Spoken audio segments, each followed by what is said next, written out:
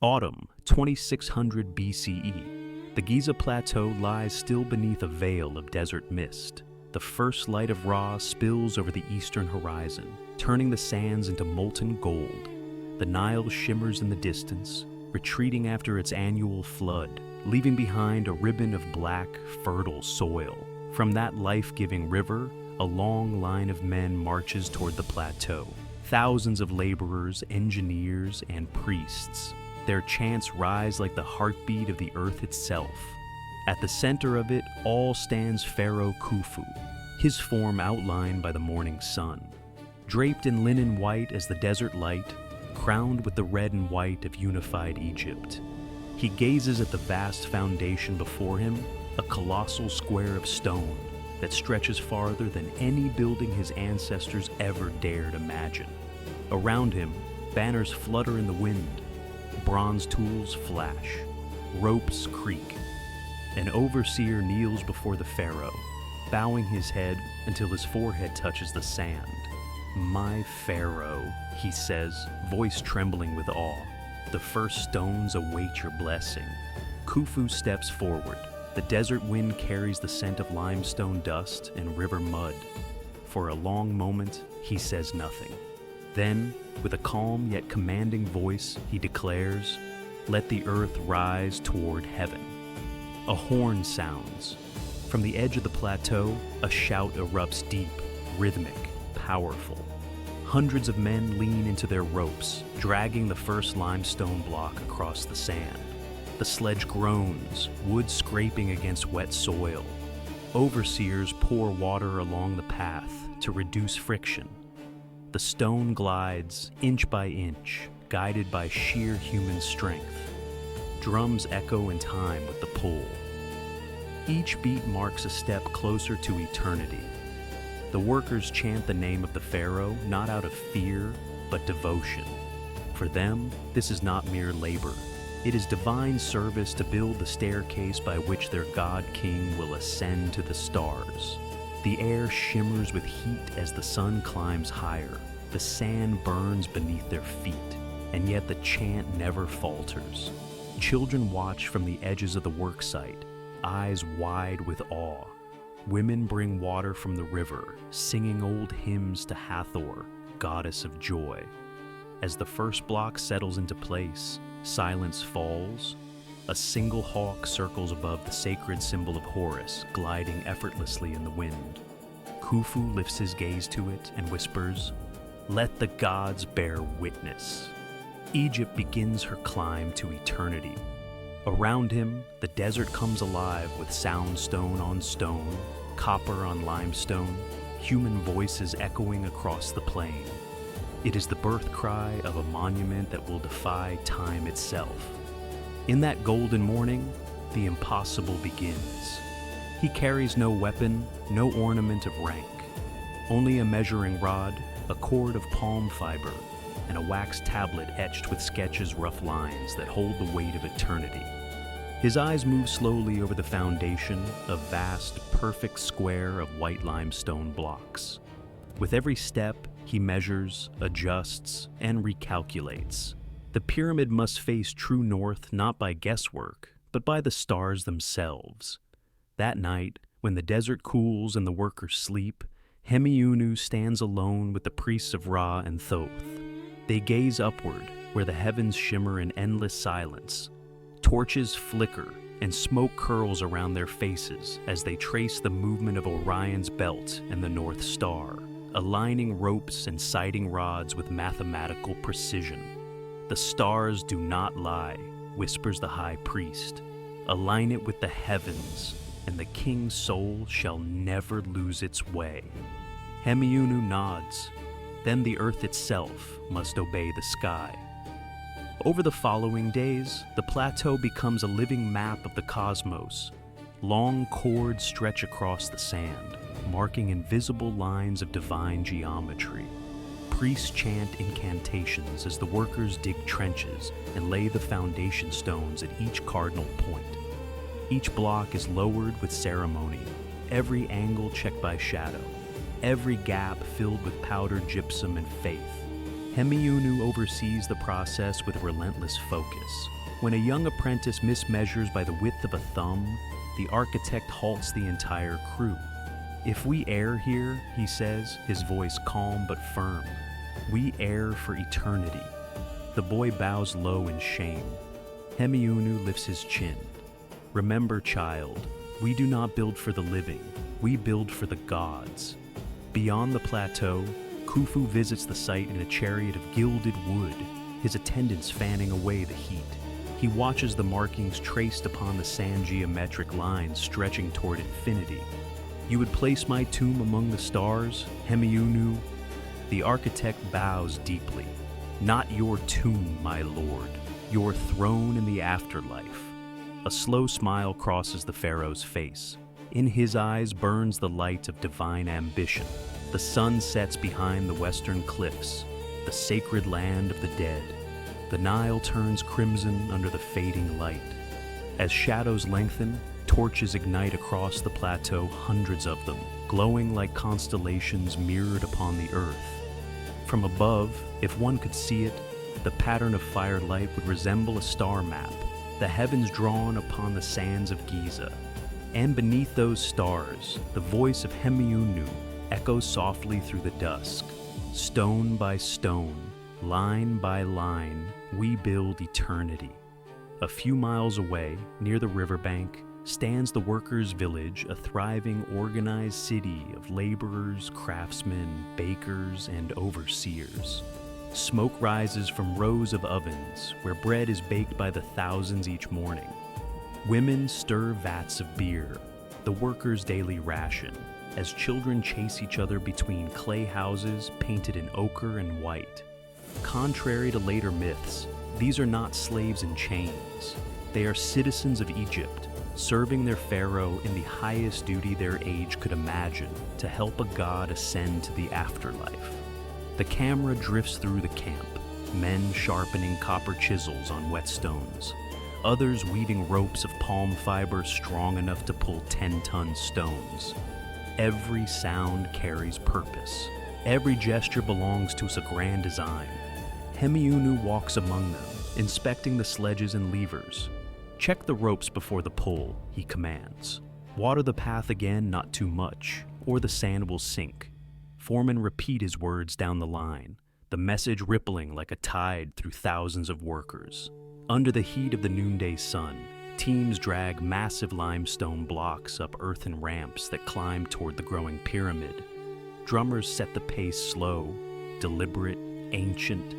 Heave, heave. The cry echoes across the plateau. The ropes tighten, bare feet dig into the ground. Veins rise on necks, muscles tremble, and still, the stones move. Near the ramps, artisans shape smaller stones with copper chisels, sparks flashing in the light. A sculptor wipes sweat from his brow and murmurs, "These tools bend faster than they cut." His companion replies, "Then we sharpen faster than the gods can dull them." A brief laugh breaks the tension, and the work continues. By evening, the desert cools. Workers gather around fires, sharing bread and beer. Songs drift through the twilight, songs of home, of the Nile, of pride in what they build. One young worker stares up at the pyramid's rising walls, glowing red in the sunset. When it is done, he whispers, "They will say the gods built it." An older man beside him smiles. "Let them, we will know the truth." In the shadows beyond the firelight, scribes record the day's progress, every block numbered, every ramp adjusted. Above them, the moon climbs into the sky, casting silver light on the half-built monument. The pyramid rises, layer by layer, a mountain of human will. From the distance, Khufu watches from his chariot.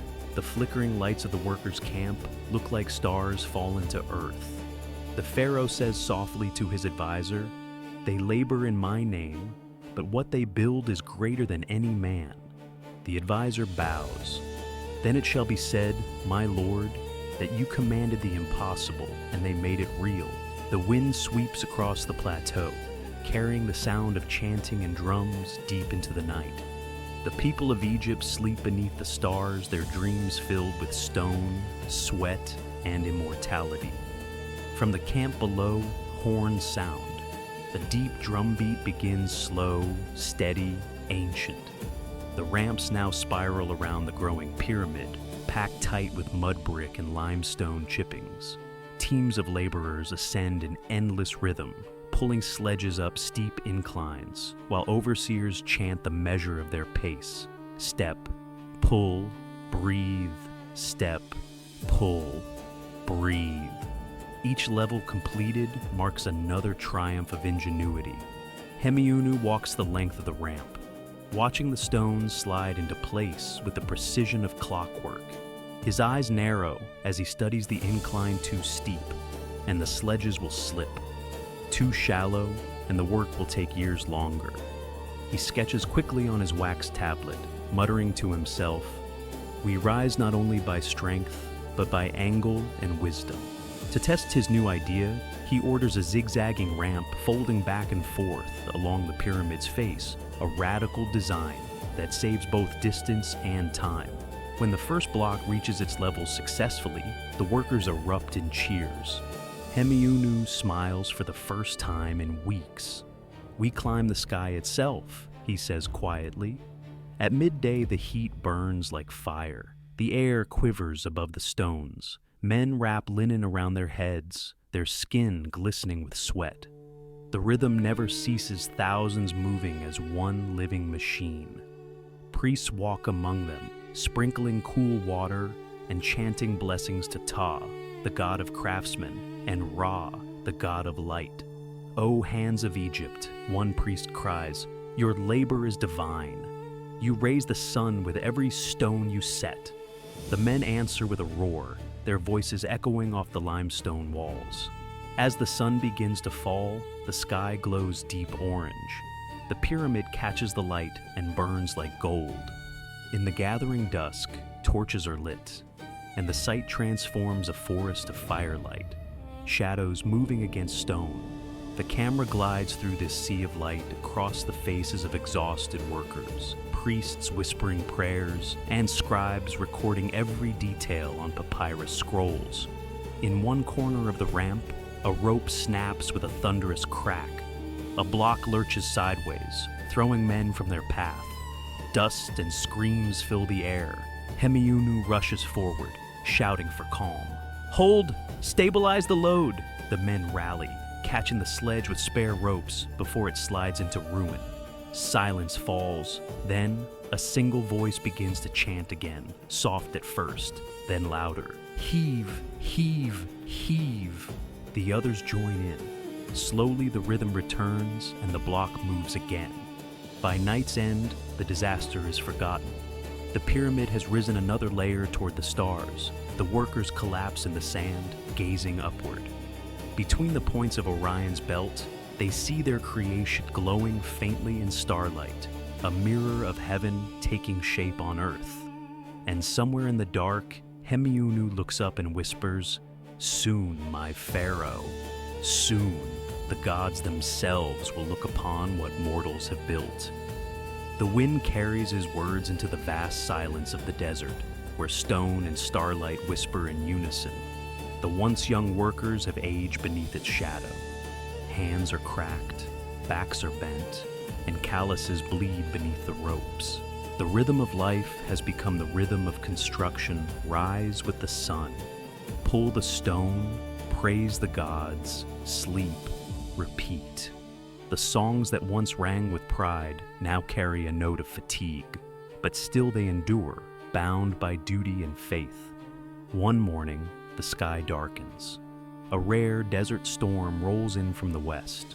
Wind screams across the plateau, tearing at tents and lifting sand in violent spirals. Men cover their faces as the world turns to dust.